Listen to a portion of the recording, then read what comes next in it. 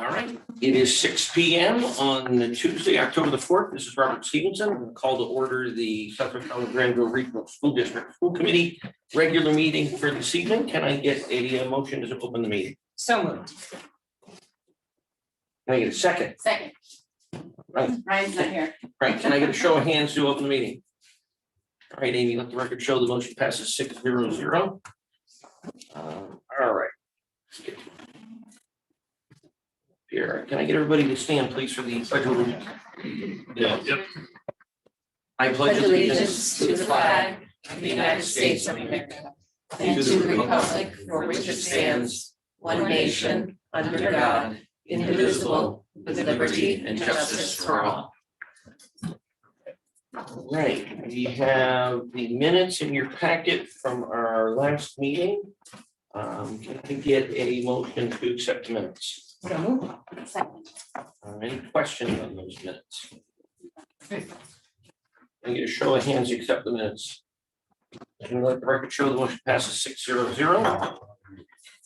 Let's see, we got warrants that are traveling around. If you could please sign those, take care of those.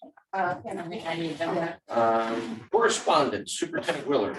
I do have correspondence today. I'm glad to report that I received an email from the State Department of Elementary and Secondary Education on September 22nd.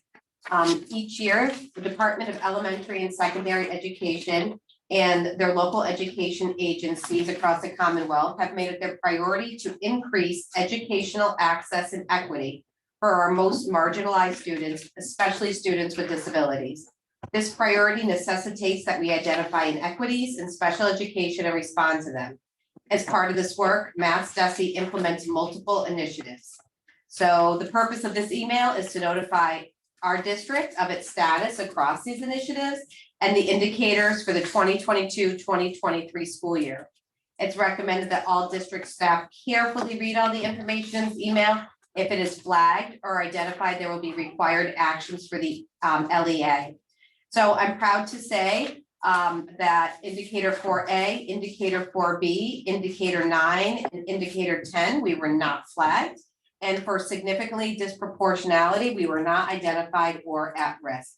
So we got a wonderful report from the state on the work that we are doing in our district. So we do not have to do an action plan. So congratulations, Robin, and all the work your staff is doing. Great job. Fantastic, congratulations. All right, that takes us to our first public comment. Anybody here for public comment? So we're going to go on to our student advisory report. Back from vacation. No. All right, Richard, you're up. Okay, so starting with sports, girls volleyball keeps winning with a 9-1 loss record and a win yesterday against Renaissance. Cross country is also doing well this season with 12 wins to 1 loss. And girls soccer just tied against Munson 2-2. And field hockey tied Smith Academy yesterday 3-3. And senior night versus Mohawk Trail is Friday at 5. And I just want to give a big shout out to our new athletic director, Mr. George, who has been very active and awesome work with so far. So he's been great.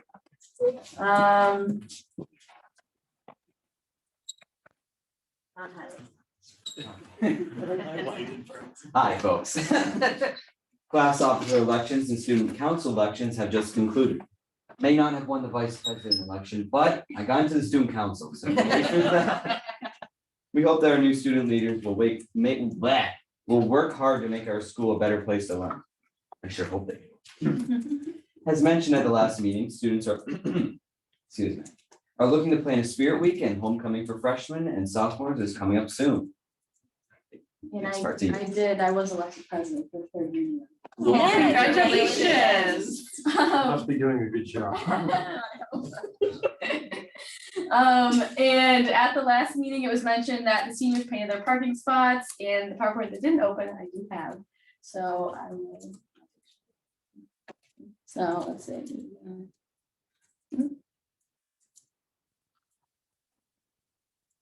So there's some of these.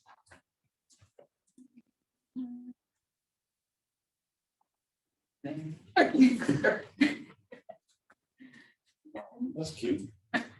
Oh, I like the Jeep. yeah, the Jeep is cute. Oh, this is mine.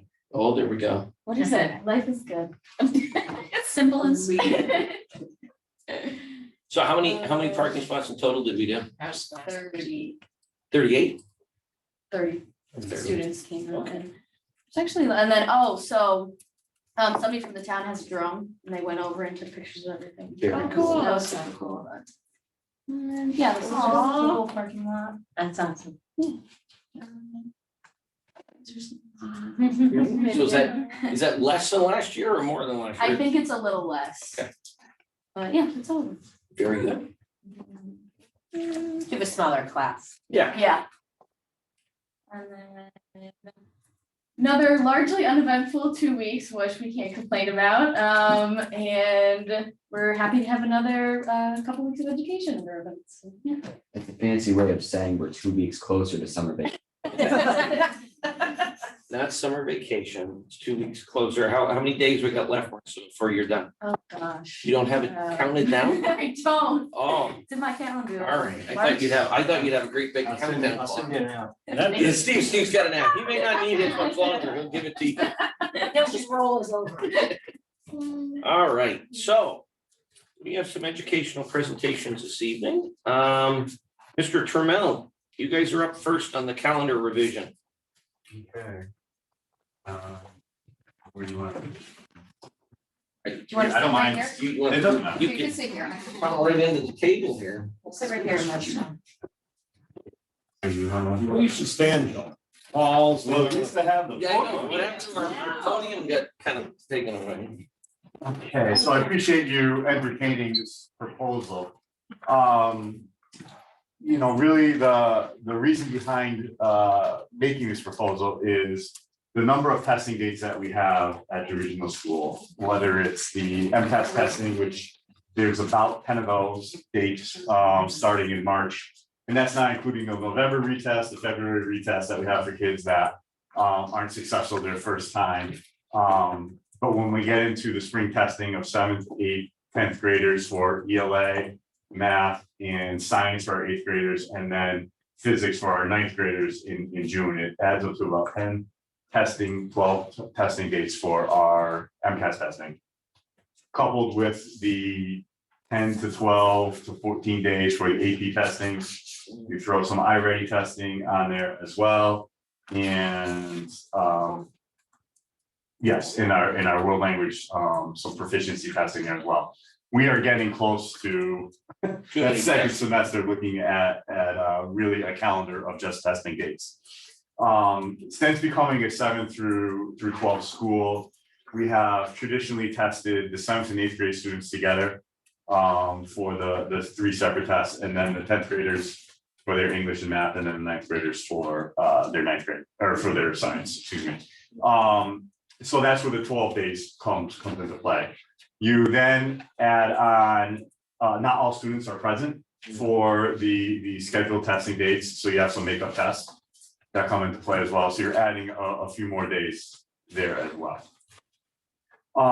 What is becoming increasingly more difficult for us to manage in testing 7th and 8th grade on the same day, and 10th graders as well, with all the other classes in place, is providing suitable testing environments for our students. We try to keep it in small groups, 12 to 15 students, with a teacher that is the proctor. The number of students, or the number of groups that we need to create for small groups, for one-to-one testing, for students that take longer, is becoming difficult for us to manage. Where it's creating for the students that are not testing, it's challenging the academic integrity of the day for them as well, because we're pulling so many of their teachers. We're putting them in spaces that are being covered by an English class, by a math teacher, or a math teacher by an English class. The challenges are becoming more and more prevalent for us as we move forward. We are now doing it online as well. So we've run into some some challenges, some barriers with technology, with having grades testing with all the other students on their devices as well. It's a strain on our intranet, all the hardware that goes along with that as well. So the proposal is a couple fold here, is one, we would like to test 7th, 8th, and 10th grade students on the same day. What that does, we feel, is eliminate the number of days that is disruptive to all grades from 12 down to 8. It also decreases the number of weeks from 6 to potentially 4 disruptive weeks as well with the testing. Now, this doesn't eliminate all the days. It doesn't impact the amount of testing that we have on a grand scale with all the AP and the proficiency testing and the I-ready testing as well. But it does do something for us with the MCAS testing in a number of days. What it allows us to do as well is have our full staff and faculty available to support the students. By having three grades testing and 3 grades home at this time, we now have the entire school, all the classrooms, all the teachers, the paraprofessionals, the technology support focused just on the students taking the MCAS test, which we think is a benefit.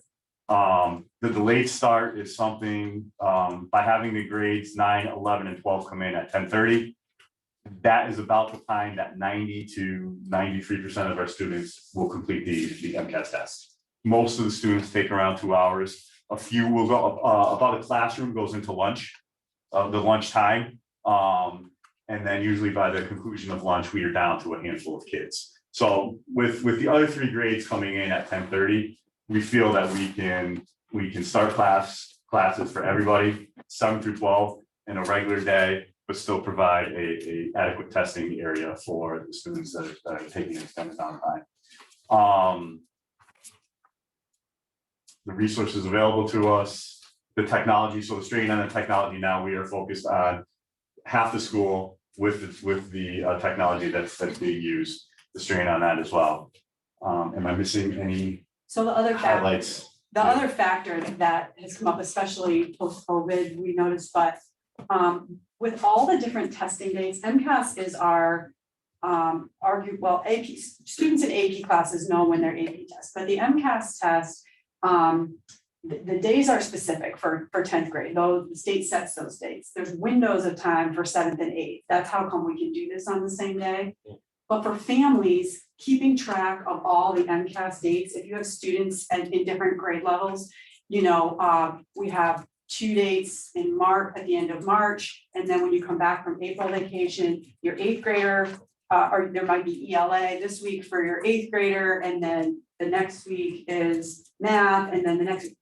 What we found is we had more than we would like absenteeism, or students getting dismissed early, and parents saying, well, we didn't realize, or we forgot, or it was the other date, and so I made an appointment, I can't change it, or that there were lots of things. The problem then became, we were running makeup testing for many additional days, which is also a disruption to the school schedule, because we need teachers to come out of a class to monitor those students. And if those students happen to be students with accommodations, so I might have 5 students, but if one of them requires a 1-to-1 and another requires small group, now I need 3 adults, not just 1 adult. So the thinking is, if we had established the MCAS dates for all grades, then families could know these are the only dates, it's for all students. It seems like it would be helpful in remembering and maintaining those as sort of sacred, where we don't schedule anything without having confusion. So that was another layer to help our attendance and support families in keeping track of those dates. So there's 2 factors that Superintendent Willard asked us to look into, to inform you further making a decision around this. One was around the transportation. So obviously this would impact transportation in the busing. We would have to do 2 runs in the morning, one at the regular time to get our 7th, 8th, and 10th grade students in the building at 7:30 to start the test. The second run would then probably begin around 9:50, 9:30 for our grade 9, 11, and 12 students. In talking with Karen Zorick, who is in charge of busing for the district, she can do that on these dates for us. She can run the 2 runs in the morning, and then we would have the 1 run in the afternoon. Dismissal for everybody is at 2:10. The other thing that Superintendent Willard asked us to look at is time on learning. This would impact the time on the amount of hours for time on learning for our students in 9, 11, and 12. So it's simple math is we have the 180 days times the 6 hours of time on learning, which brings us to 1,080. We need to 990 is what we need to get to, is what secondary schools need to have 990 hours. I think we have 10 half days, so we minus the 30 hours of the 10 half days, which brings us 1050. This would be 12 hours as well from that time on learning, which would bring us to 1038, 1,038 hours, which is still well above the 990 hours of required time on learning. But I mean, really, the way you're doing it right now, what you've explained is that their quality of the time on learning right now is pretty much Yep. limited and under what they would normally get because of you having to pull teachers here and there, and they may be technically in the classroom, but the quality of what they're getting is probably not. That's what we're struggling to maintain. Yes, so I mean, yes, you have less hours, but I mean, are you really losing? Yeah. Are you really losing anything? And we would be, in this situation, we still would be more than 50% attendance all day. Because grades Yeah. 7, 8, and 10 comprise more than 50%. Yeah, you won't of our lose a student day, you're just gonna lose hours. Correct. Yeah. Yeah. So on the, when you were talking about the majority of the kids coming in at 10:30 or with that second run for your 9, 11, 12. Yeah. If there's kids that are not done the test. Mhm. You keep them in the same room, right? Or No. you. We would then combine them. Okay, that's okay to do that, that's not It is. overly disruptive for them. No, I mean, by that 10:30 hours, the time we utilize now anyways as, at 10:30, or really at 10:15, we begin to look at the number of students that are beginning to test, that are still testing. Okay. Because we start to getting into the lunch period now, and we start getting into our 3rd block at the high school level, So maybe they're our 4th doing block. that already Okay, that's, you know, regardless. I'm like, wait a minute, that may not Yeah. work if you don't, No, so, add some, right, so you we gotta do. have to remove them, Right. you're gonna have to reset them Yeah. up. Okay. Yeah, and that's what we That's do. what makes it, when we talk about a little bit, maintaining a testing environment. Yeah. The test security is more greatly maintained when everyone in the building is testing. Great. So moving students from place to place Easy, is easier because you don't have other students Yeah. who are not testing intermingling, and you have plenty of adults Yeah.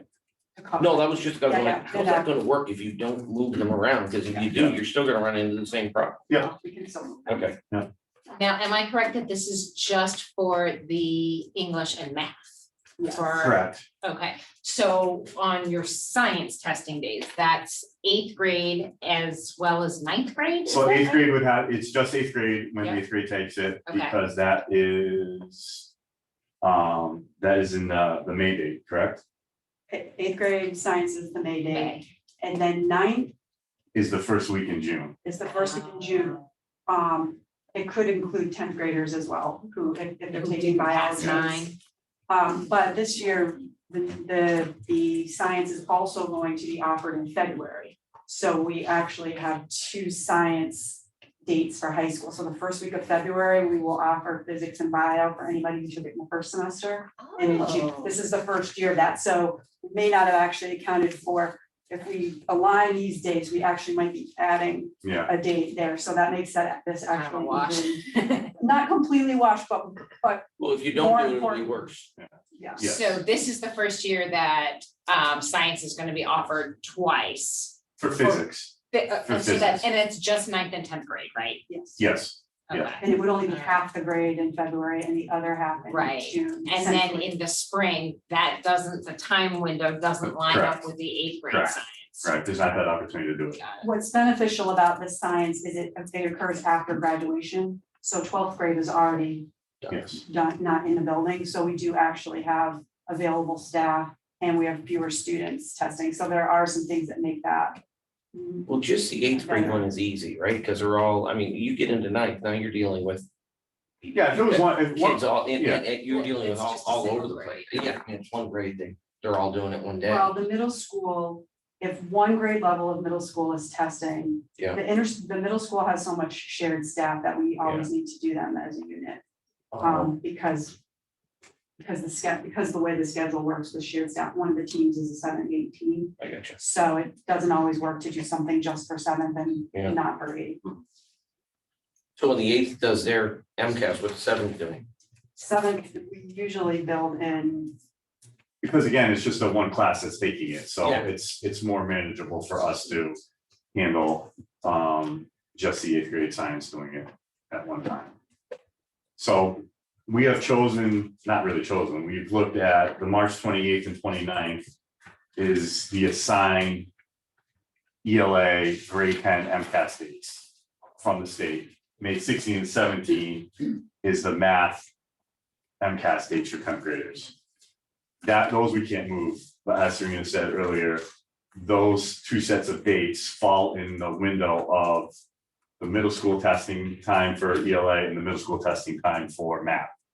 So that's why we would like to test 7, 8, and 10, English in March, math in May, with the delayed start on those days for 9, 11, and 12. Far, you're equidistant apart from your school vacation breaks, so you're gonna hopefully decrease That's true. your absences because Yep. somebody took a vacation on that off week. You know, it just occurred to me, looking at this and looking at the MCAS dates on this calendar. I mean, one of the reasons why it's hard for parents to plan is they don't get that information in advance. And I think the reason is because we get it from the state in advance. Am I correct that we don't know the MCAS dates early enough to get them onto our district calendar? I don't They- think, yeah. We won't know them in January. Yeah, we next will, year. yeah, we will know in January. It would be nice if, when we do learn them, if we can, midway through the year, update the calendar. Mhm. Do we know them at the beginning of the year? Oh, sure. Well, why don't we just amend them before the beginning of the school year? We approve the calendar in the spring for the next year. But why don't we just amend it at the beginning, or no? It's windows. So the Right. principals, they're choosing to do their dates because it's easier for them. Right. But like at Powder Mill, they're gonna do 3rd grade one day, 4th grade another day, 5th grade one day, and 6th grade another day because Yeah. of staffing issues. And so the state gives you a window, but we can absolutely put Except for windows grade on 10. there. Right. Yeah, grade 10, everybody has to do it on the same day because it's high stakes. But if there's any dates that we know, I agree with Pam, the more, if we can let the more information we can give the parents, the better chance your attendance is gonna be high. Yeah. Which decreases the number of kids that you've got doing makeup tests, which decreases your disruption on those days. I've always got kids on vacation. Yeah, well, that's what I mean, it's kind of, We can easily. put usually you run windows. into week before school vacation, week after school vacation, somebody got a deal and they were able to go and they're not there. All right. And we got any other questions on this? No, and I do think March throws people off because March is nowhere near the end of the school year and we're tempting kids on the end of the year standards at the end of March, so. Whatever. Ed probably has a historical knowledge of this, but we used to do this. There used to be delayed starts. At the regional school, I think before we were 7-12 school, when 10th graders were taking it, they did a 2-hour delay schedule. Yeah. And had the 10th graders take it, and then the rest of the building came in, so it is, I know it's been 9 years now, probably since 10 years, probably since they've done this, but it a decade ago was a past practice of a 2-hour delay And it start. worked. It was about 20 years ago. We were the ones who were advocating to not have it. Now fast forward. Then you're like, But it oh, was yes, we very need good, it. But it was very. It was one grade, it was one grade, and we didn't have the 3. And we didn't have as many tests, but now fast It wasn't on a forward. computer. And all the years. Yep. It's true. And A whole bunch just to be completely, from a financial perspective, I'm assuming that the cost for this extra bus run would be very nominal, correct? Yeah, she didn't mention whether there'd be any kind of an upcharge for that. She didn't. Yeah. Well, I'm assuming there have to We have be. enough, Generally, there isn't, but I mean, we would. I mean, there's enough time as well, where if we needed students to sign up for it, so Karen had a better. Because I mean, a lot of 11th and 12th graders drive to school anyways, or Right. they get rides with their friends. So it really is the ninth grade that probably is the primary grade that would need the most transportation services. So if it became a financial issue, I think there's ways that we could. I don't think it's a financial issue. I don't think it's wrong to not, I mean, I don't think it's gonna impede our ability to say yes or no to you. Mhm. But I do also think it would be smart for us to know. I can say that in the past, when we've done some unique things around additional transportation services or modified transportation services with collaborative, it's not translated into. It's not overall, we're not talking about a huge delta in what they're gonna normally get, so they may just say, here we go, Mhm. whatever. All right, well, thank you very much. Yeah, thank you for hearing Good it. job. All right, number 2. Robin.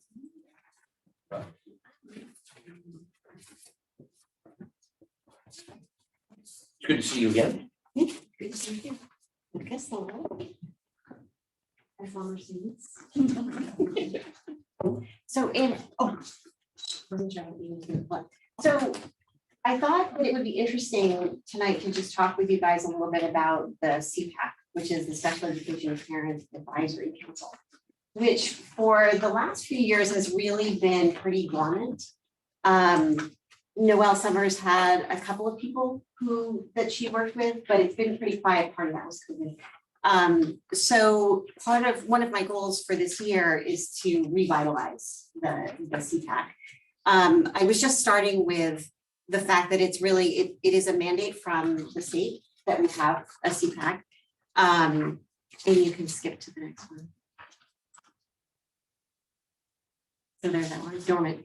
But Maureen Manfredi and Brianna McSweeney, parents of students with special needs, have said that they are happy to join me in revitalizing this. I have their emails at the end.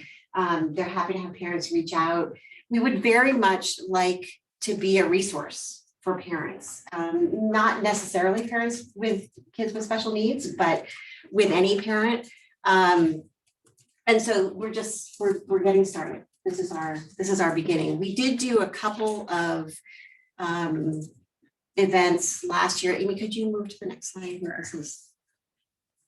Yeah, so there were a couple of events. I decided not to make copies of this, but just wanted to show you guys. So this is a parent's guide to special education, which is put out by the Federation for Children with Special Needs in conjunction with DESE. So we will give a copy of this to all of the parents of kids with special needs. Probably snail mail, maybe some email. We also need to have it translated. And then Maureen and Brianna wanted to have a meeting afterwards, after this goes out, to talk through what it includes. It's a really terrific document full of lots of information. So we will have a meeting to discuss that, probably in person, though we'd like to see if we can have a hybrid option as well. And then the other idea that we have is that we want to, with Maureen and Brianna, I will design a survey to try to find out what topics are people interested in, what meetings are the best, what form of meetings, what time are meetings best. And Amy, I think you can go to the next one. And that's the contact information for Maureen and Brianna. The other piece of information, and it's in your packet, we haven't belonged to the MassPAC before, which is the Massachusetts Association of Special Education Parent Advisory Councils. But I spoke with Maureen and Brianna, and I think that we will do that. It has terrific training resources for parents, tons of just resources. There's Amy, did you have that page, the family engagement page? Nope, that's okay, come back up. Thank you. So the Federation for Children with Special Needs has tons of resources. And so I think that we can use this existing association to really spread lots of knowledge. One of the things I've talked a lot with Maureen and Brianna about is they were confused. When they first found out that their child was struggling through the evaluation, through the, okay, these are the services that the school's gonna provide. There's lots of lingo, as much as we try to avoid that, there's lots of lingo. And so our desire really is to educate and provide information to parents. I think it will take some time to figure out the best formula. Noella used to have babysitters available and offer pizza to the children. I'm happy to do that. Whatever makes it easier for families and parents to come. So that's sort of on the horizon. It's something that Maureen and Brianna and I feel very strongly about. And as you can see, so there was contact information. And as I said, I'm happy to take in people who are interested, Maureen and Brianna as well. That can I ask a question? Of course you can. A couple of years ago, pre-COVID, I know getting a really robust CPAC was a challenge for a lot of school districts at the time. And so a lot of directors of special education, I know West Springfield was involved, Westfield was involved, we were involved, and there might have been another school district involved where the CPACs all collaborated and each school district brought in a special speaker so that there was greater attendance, greater awareness. It wasn't the onus wasn't put on just one school district to do this. Is there any thought of going back to something like that Sure. Yeah, it's certainly easy to get in touch with the directors of in the collaborative to try to do more with this. And the other piece that I had that I think is in the packet is just some sample websites of schools that I saw that had some pretty robust information. And that's the other piece that I'd like to do is to work on making it more of an a stopping place for parents who are looking for some information, and including the other districts in terms of ideas, because it's hard to get a large group, and I think the more we can get people together, the more people are talking about it, I think it will help it grow, which is certainly the goal. Does anybody have any questions? Good. No, I think we're good. All right, thing number 2, go meetings, good things. So the other thing is Robin Ruby, who is a colleague of mine, that some of you may know. She's one of our school psychologists. She was surfing the internet or looking at her Facebook page, I don't know, and found this opportunity from the Doug Flutie Jr. Foundation for Autism. And she applied, and she was accepted. And so the letter reads in part, "Congratulations on being the recipient of a playground communication board for School Building Park. This communication board aligns with our mission to help individuals with autism live life to the fullest by promoting inclusion and opportunities for social engagement." And we have put the communication board is up on our playground, and it's not our playground. And so the intention is to make this so that there are kids who can use it, who have trouble communicating, that makes it easier for them to communicate with their teachers who might be out there, with their peers. It's a really nice recognition, and I was really glad that Robin found the opportunity and took advantage of it. I think it's pretty exciting. This is at Powder Mill. This is at Powder Mill. Yeah, it's right on the, I saw it last week when I was at a soccer game. I'm like, what is that? Yeah. That's so. So they basically are just pointing to it to help them communicate. Exactly.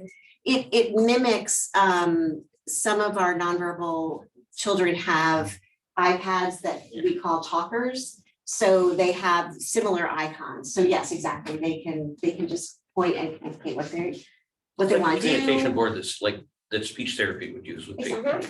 Exactly. So. Very cool. that's not funny. They want photos or they Yes, they do want photos. Do want So we, photos. yes, we will take some photos. It was raining today. Thank you all. Thank you. So you haven't gotten to use really this communication board yet, or? It's out there. Yeah. It is out there, yes. Yeah. So I think, I know that some children in particular from some of our programs have used it. Yes. Yep. All right. Superintendent Willard, Okay, your so goals. my goal. So every year when I set out to start writing my goals for the year, my first starting place is always the district strategic plan, because this is like the real work that I do over the course of the year. And what I also do is I go and I reflect on my end of the year assessment, and any comments or that were made on things that people wanted to see me work on. So when I went through, I highlighted some of the ones that talked about either communication or policy. And believe it or not, the communication and the policy were embedded together in all of them. So there were examples during the school year where specific policies were not followed. We need to do a better job of communicating with families about upcoming changes. We need to ensure that when complaints come in from families that we're following the policies of the district. We need to see more effective use of the policies in place. So when I went through, one was communication with everyone overall is the key. And we need to just make sure that we're, sticking to the policies. So when I looked at the feedback and then I looked at our district strategic plan, I really thought, and I took what you said to heart last year, Pam, when we were going through the goals. Going through the evaluation was, it's kind of hard to hold somebody accountable for policies that are out of date. So I applaud the school committee, especially you, Chairman Stevenson, for really taking this policy book under advisement and really saying, we need to update this because they're not in line with every form. They're not in line. And so one of the goals that I did put in here was to update the policies with the support of masks based on the Education Reform Law of 1993. And the district will use the equity lens when updating its policies, which is an expectation from the state. And if you were at our mask meeting in our policy sub, like Liz said, that is definitely a focus of mask and the work that we're doing. So when I look at my goals, goal one, as I explained last year, superintendents who have been in a district more than 3 years, they can do 2-year plans because a lot of the work that we do is not done in 1 year. They're very lengthy goals. So the first one is exactly the same as last year about our Science of Reading initiative. So that one would stay the same. The second goal is working with administrators to create meaningful, actionable, measurable professional development goals and using data in real time. That is a very specific focus indicator on the superintendent rubric and also something extremely tied to our district strategic plan because we are using data in real time as part of scaffolding our students for any gaps that they have before they have access to grade level curriculum. So that is a really big shift in our district, which is using data to inform instruction, and they're going to write a goal on that. The next one is goal 3, which is new this year. Because of that this district strategic plan has been in place for 5 years, one of the things that I'm going to be doing this year is I'm going to be soliciting feedback with various stakeholders on our core values, our mission statement and vision, and update it as necessary. This is where I'm going to be going out and I'm going to be meeting with people in the community, having listening sessions, using the school committee policies on their beliefs and on the school committee goals, on our district strategic plan, and just having parents say, yeah, this is in there, but I don't always see evidence of this. And I really want honest feedback because I really do want to know the areas that we can improve upon. Do all kids feel safe coming to our school? And I think it's really important that when we do this, we don't just bring everybody into one room, but we really go out to our community and get the various input in a place that people feel safe to talk to us. Because a lot of people don't feel safe coming into schools based on, we know a lot of people don't like to come in for parent-teacher conference because they had negative experiences in schools. So we have to take us and go to them.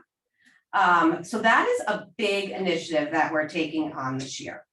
My fourth goal, as I said, is to work with the policy subcommittee on creating and updating our masks. This will not be a one-year goal, as we all know from our last policy subcommittee meeting. This will probably be a 2 or a 3-year goal, but it's super important. And what I think is really important about it is just like when we did policy ILD last year, it looked good when we did it. And then when, something came up, a lot of discussion came up around it. But it's through those discussions that we really learn and we understand our policies better.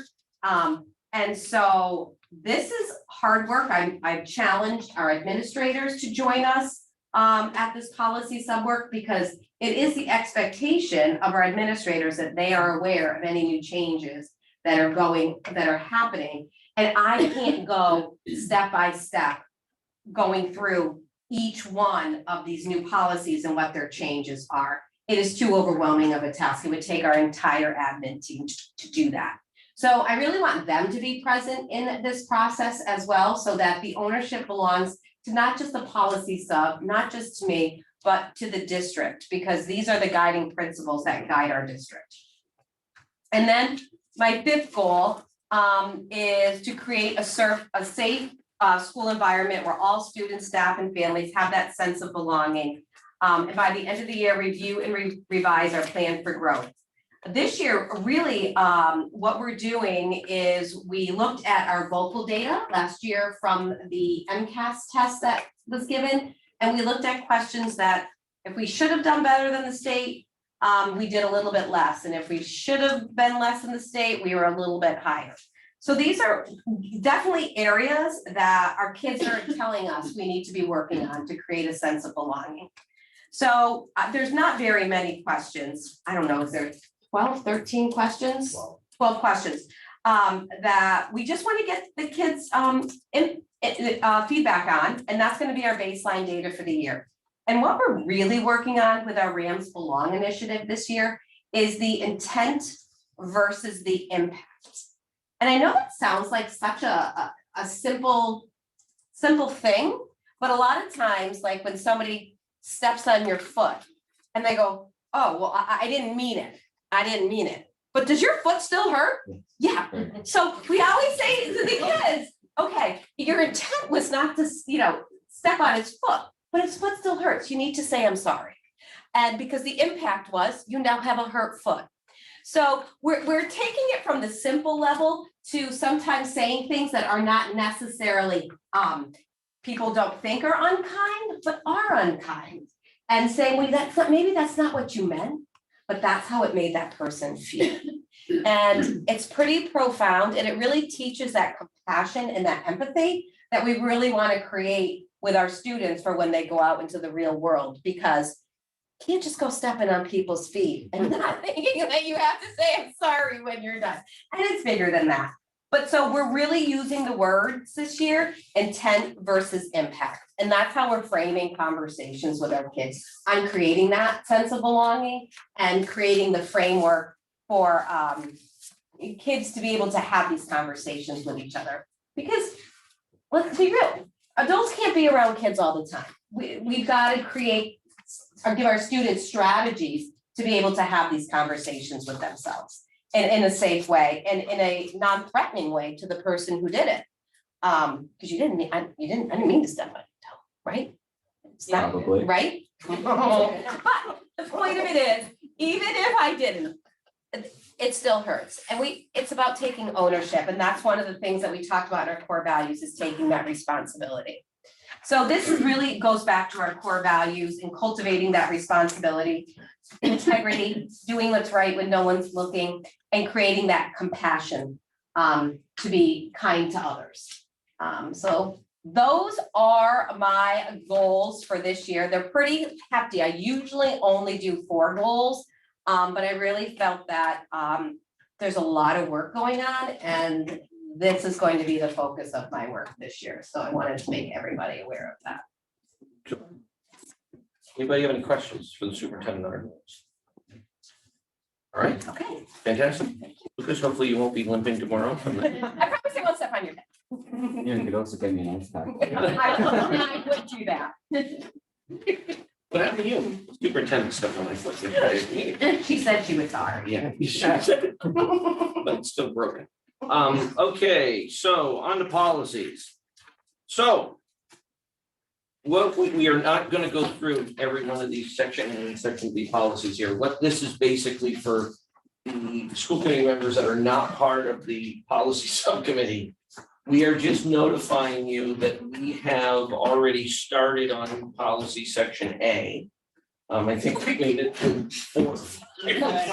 So when the superintendent said it may take more than a year, the way, if it went the way it did last week or 2 weeks ago, it would take a big undertaking. I'm assuming some of them will go quicker than others.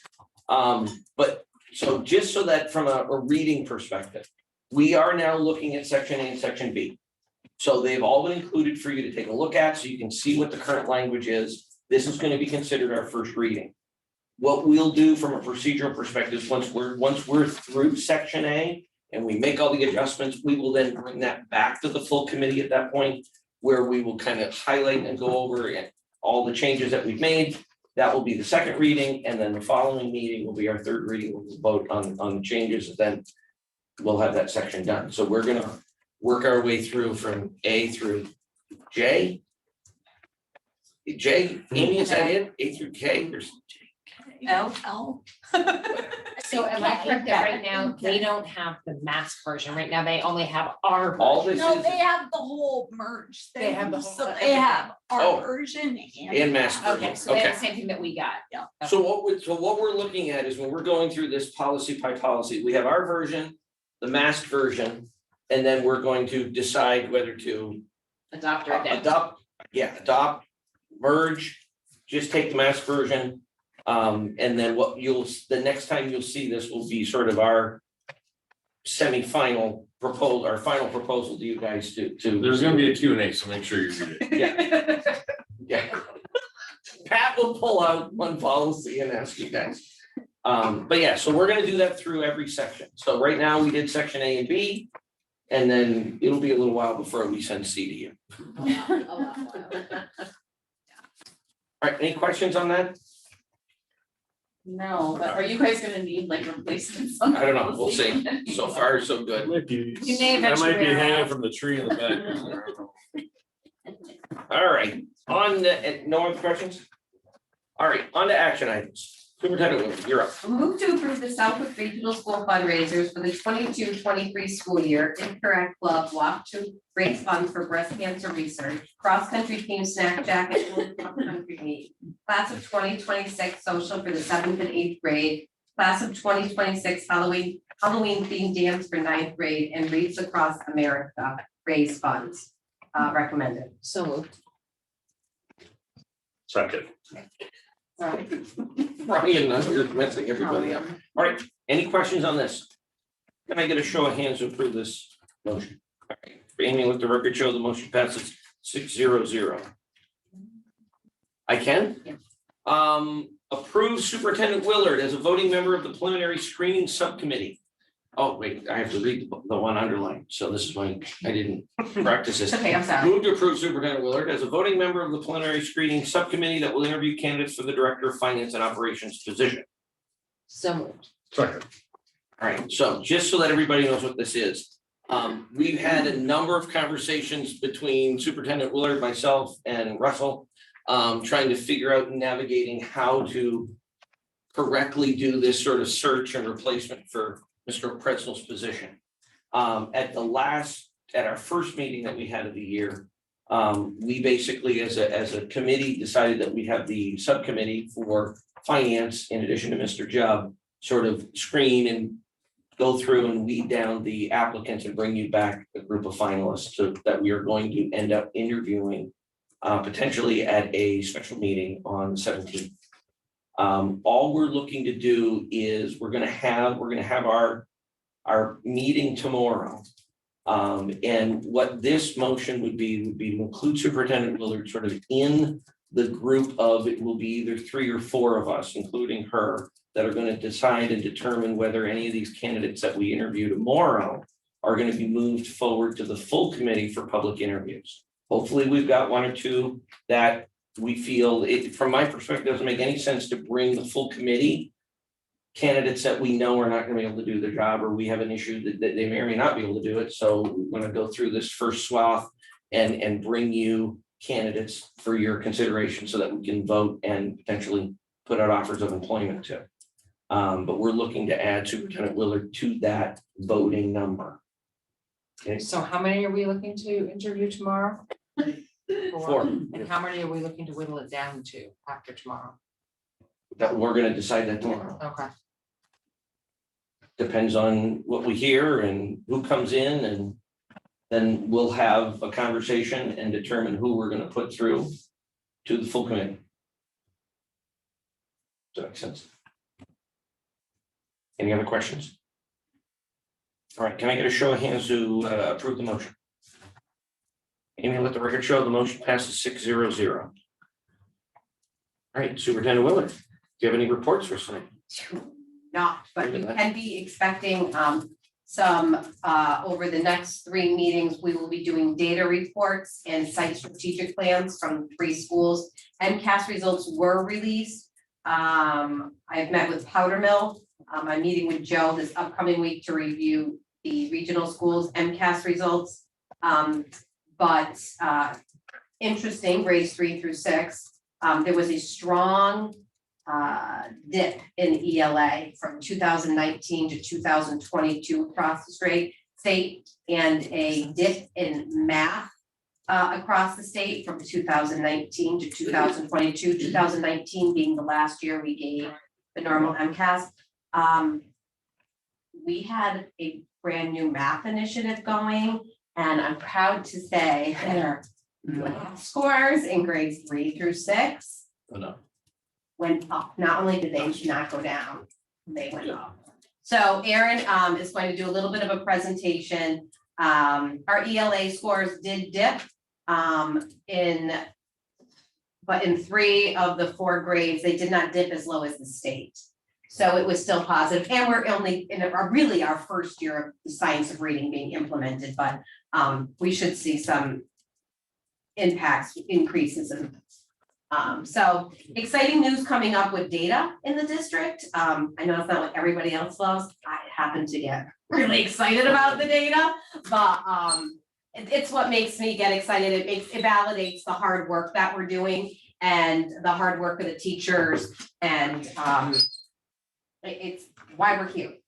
So over the next 3 meetings, right, Amy? 3 meetings, and they're gonna be doing their presentations? Yeah. 2 meetings, okay. Is MCAS data available online? Believe so. I have it. They'll be sending something out from the school shortly. I think it's unembargoed, it's unembargoed. So you can go to our district report. Yes, it is. You can go to the district. So the only thing I would hope, when they come in and do these reports, like we've talked about before, I would rather them, they do a great job. We have the ability to look at these reports over the weekend before we get to the meeting. When they come in, I'd like them to give us the impression, the analysis, what's going on, what does this mean, rather than spend 20 minutes saying, okay, on this slide, here's the number. I mean, we can certainly look at these. Let's make these as Yeah, Aaron did a successful. really nice job by taking the way the state represented the data from 2019 to 2022. And make the direct connection, and I asked Joe to put together the same chart for me as well. For a non-data geek like me, it's easy to understand, so. Perfect. Sounds good. Mr. President, No report, sir. what do you mean? No report, nothing? No You'd like to We're retire? or working our something like tail off to try to get some things done. that? No report. Nothing, You nothing. just, so you didn't do nothing to anything? share with you. Are you retiring early? There's no report, there's no nothing? No, we have, we do have Do we have a date or Think how- our update on I our? spoke with Mr. Locke this afternoon. Okay. We're hoping that you have availability on Friday morning?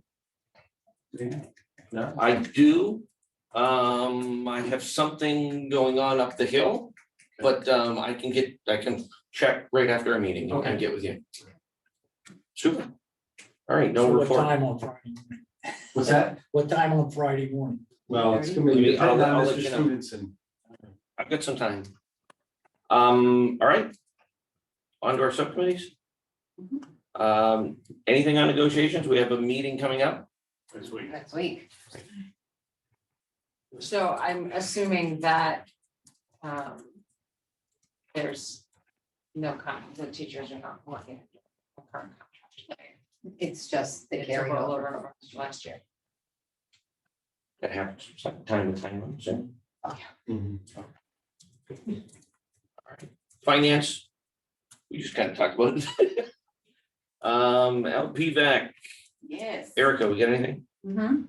Their teachers might be looking to unionize. Well, they're teachers. Their Might teachers are be, not might unionized be. currently? No. Might be. Oh, They might be looking to unionize, and one of the things that they did, and I don't know where we are in our teacher negotiations, they had said that we weren't completed with that. But there's a stipend that went out to the LPVAC, not only the teachers, but the round. And I can kind of just tell you what that was. I know some of the other towns on LPVAC wanted to bring it back to their towns to see if the towns were doing something, and I raised my hand, I said, just give it to the teachers. Give it to, if there's money that could potentially go to the teachers, how often do they get a little extra stipend? Give it to them. They didn't listen to me, they listened to everybody, but anyways. Their transportation, their school year staff got $250. And there's 209 employees of them. The school year staff got $750. The year-round staff got $1,000, and I thought this was interesting. The transportation year-round staff made the most in the stipends, and they got $2,500. So are these stipends? Easter monies. Okay, that was what I was asking. Yep. So it's Easter money. It's not part of a contract. It's a one-time stipend, correct? Yep. And is this incentive on the part of the collaborative to try to encourage them not to unionize? I mean, like, what's the No, purpose of so this stipend here? no, so they don't have anything to do with each other. We just talked about the teachers, there was a rumbling that they might be unionizing, not that they will, but it could potentially happen. Roland didn't think that they would because they're already, their benefits and things like that were already really, really good, so he didn't think that that was gonna happen, but there was some sort of air that it could potentially take place. No, it had nothing to do with the stipends. That they was didn't just know the that there one. was a no vote. They didn't date. know it was coming. You notify a date usually. Outcome is usually predetermined. The teachers didn't know that the stipend was coming, and Roland assured us that one had nothing to do with the other. Interesting. All right, I got nothing from the, The committee had a really hard time passing it. They were gonna table it and then bring it back to each of their districts to see if. Because you know, some how districts they have spent felt Easter about money it. that way, some districts haven't, and Correct. it's become a real hot topic in negotiations. Right. Yep. Right, but I did wanna tell you that it was happening over there, so. that's good. All right, policy, we kind of already gave you guys an update. We're still chugging through section A. Buildings and grounds, Nothing at this point. ILT, No, we do not have a meeting until I believe it's November. We met today. Oh, there was one today? How did I miss that? Not on my calendar. you were bundled up, you didn't. Well, yeah, and I had a meeting at Agawam too, that's how I missed it. All right, well, somebody else can talk on that and fill me in. Anything happen at ILT? I had to scoot out early, but they discussed, Joe, they're approving 2 new books for the 9th grade ELA. They seem very different than what I've seen my kids coming home with, so I kind of liked what. Different in a good way? or Yeah, one was different in a bad- one was a play, Yeah. which really sounded quite interesting. maybe some concern over a touch of a word that's used, which I'm sure could be an issue for parents. I know I kind of want a little more info if that was my ninth grader. But that was it. I had to buzz out early and get my kids out so I could get here. So. Sounds good. Anything? Yeah. What So else we have? just reviewed the summer academy that we used our Easter grants for our students last year, our STEM academy. I did challenge Beth to find out, we got a lot of parents enjoyed sending their kids here, so I'll keep it short, just to see if we could offer it at a cost, to see if anybody was interested, if we had to offer it as a cost, because we don't have any Easter funds for it anymore. We talked about the 4-year process for the new ELA curriculum that should not even be in place until 2026 because of the process that they have to go through with DESE. And we talked about all the different professional development that we have going on in the district this year. We did a summary of that, and we talked about the summer work that some K-3 teachers did in the science of reading for undecodable texts. Wellness? We do anything? No? Spend. No. Technology. Is he, is our new technology director coming in? Yes. And athletic director as well, is he coming in to speak with us? Okay. Yeah. We really need the technology liaison, our new technology director to come in because he can update us on a lot of the, his vision for the district and some concerns he has going forward. I met him, he's fantastic. Yeah. Good. Southwood Capital Committee, Mr. Joe. Nothing probably until Next year. February.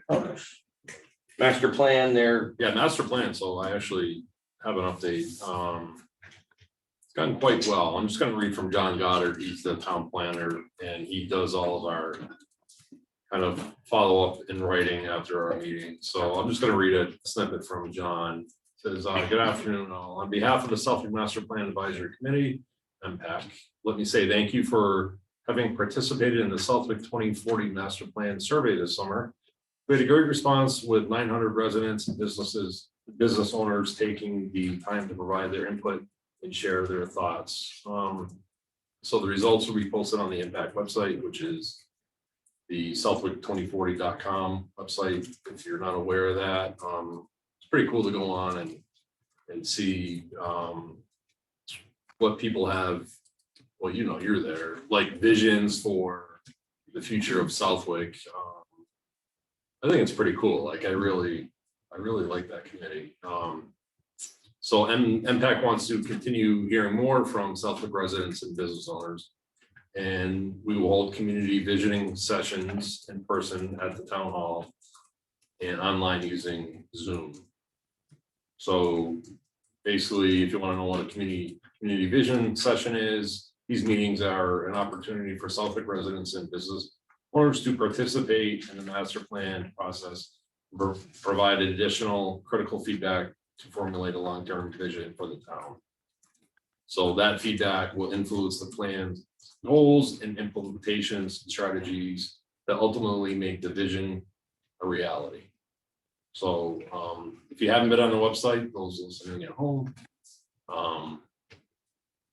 we'd like you all to get involved. That's it. All right, fantastic. Athletics, we don't really have any updates.